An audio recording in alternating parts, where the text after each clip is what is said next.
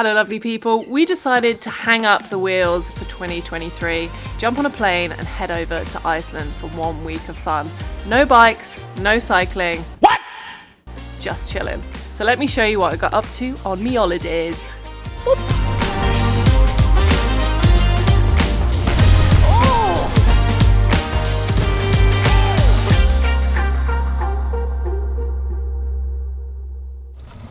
Iceland, as you've probably heard, is well cool. It's got rocks, it's got loads of rocks, as well as waterfalls, geysers, lakes, and lots of cool shit to do.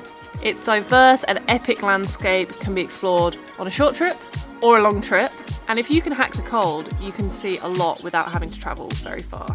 Where are we going, Kyle? Going to Iceland! That's why Mum's got to Iceland.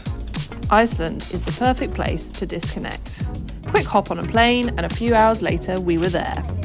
We flew into Keflavik Airport, where we took a short taxi to pick up our camper van. Just picked up our camper van. Let's go! We had 7 days to explore this rock, but we had zero game plan for what we would do during our time there. The first port of call was to head to the capital city, Reykjavik, and look up on TripAdvisor top 10 things to do. The first thing that drew our eye was the famous hot dog spot. Obviously, we needed fuel in order to be proper tourists, so I made sure to go back for seconds.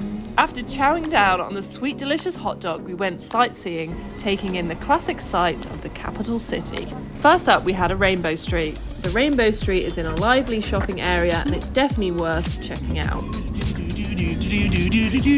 Let's go! Leading on from the Rainbow Street is the largest church in Iceland. It pretty much looks like a spaceship. Thingvellir National Park was the first stop on our campervan tour, just 49 kilometres east of Reykjavik. We did a walk from our campsite towards the spot of the oldest parliament before ending up at our first waterfall of the trip, the Foss. The national park was amazing to walk around because it sits in the Rift Valley caused by the separation of two tectonic plates. As we continued on our mission, there would be a lot of waterfalls. You can check out the touristy ones, big, small, hidden, and look at waterfalls until the cows come home. Or until your umbrella dies. So we're at another waterfall, but this one you can actually go behind it, but the only thing is you get absolutely soaked. Look at this guy's trolley. Oh. Yeah, umbrella. I don't recommend you go there. No. Ready? Yeah. Oh, fresh.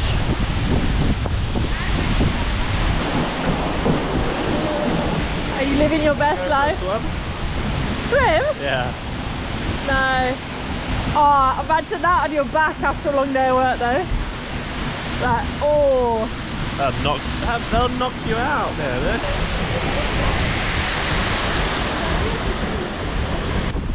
So after all that anticipation, Kyle went through the waterfall, soaked, like he's completely wet.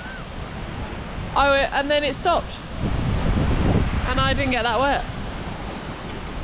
That guy's brolly though, that was my favourite part of that circle. Yeah. You probably brought that from the shop as well.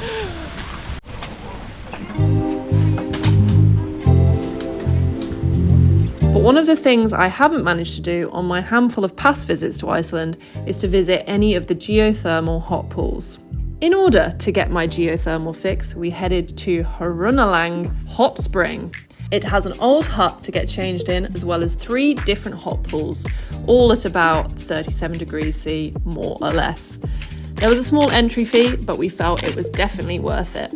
You have to brave the cold initially, but once you're in the hot pools, you can sit, relax, and enjoy the peace of quiet. At least until the other tourists come. After the hot spring, we saw another waterfall before heading to the famous plane wreck before dark. In 1973, a United States Navy plane ran out of fuel and crashed onto the beach. Fortunately, everyone in that plane survived, but what is left is the iconic site of the wreck on the black sand beach. Obviously, we left it last minute to get there before dark, so we ended up running most of the way there and back to stay warm as well as make it in time. Another reason that people travel to Iceland is to have the opportunity to watch the Northern Lights. So on a few evenings, we stayed up to try and catch a glimpse of this spectacle. In short, we were disappointed. We saw, at best, a green smudge in the sky. I'm sure you can get lucky and see some amazing ones, but in our experience, the photos look much better than the site itself. It's pretty accurate. It's very accurate.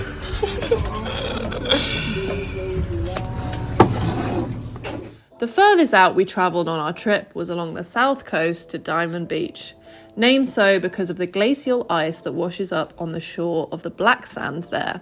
My highlight of the trip, though, was definitely taking a kayak tour around the icebergs of the glacial lake, just over the road from Diamond Beach. We had a perfectly clear day, spotted 2 seals, and had the unique opportunity to take in the natural beauty of this place.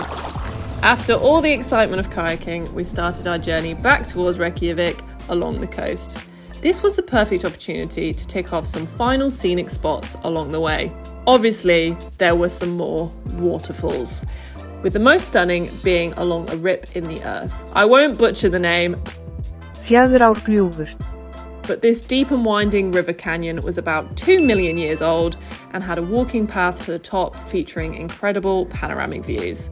Something that hit me again and again in Iceland is the insane natural beauty of the place. I've actually lost track of all the fun shit that we've done. We're a few days in, a few days to go. Madness. Here, how claustrophobic do you feel in this massive van? I get quite claustrophobic, yeah. Imagine what you'd be like in this van here. Look at the size of our one. I was born for the outdoors! No, because when you are cooking and then I come out, there's like this much space. Yeah, but imagine if we were in this one Oh, yeah, that you originally booked. I'd have kicked you out by now. I'd be sleeping on the roof. We headed to a campsite each night because it's actually illegal to wild camp in Iceland. One of the coolest that we visited was a campsite in Vik. It featured a cute little cafe inside an old American school bus, aptly named School Beans Cafe. Look at it! Look at it! Kyle, look how cool it is! What's it done talking about my poop?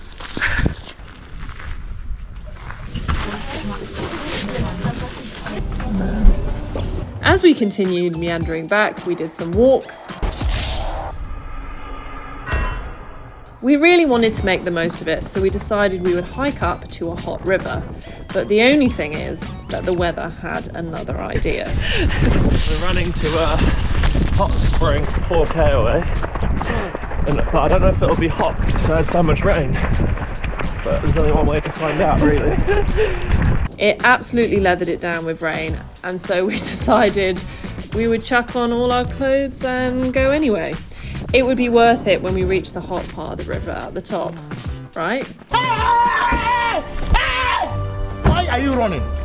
Why are you running?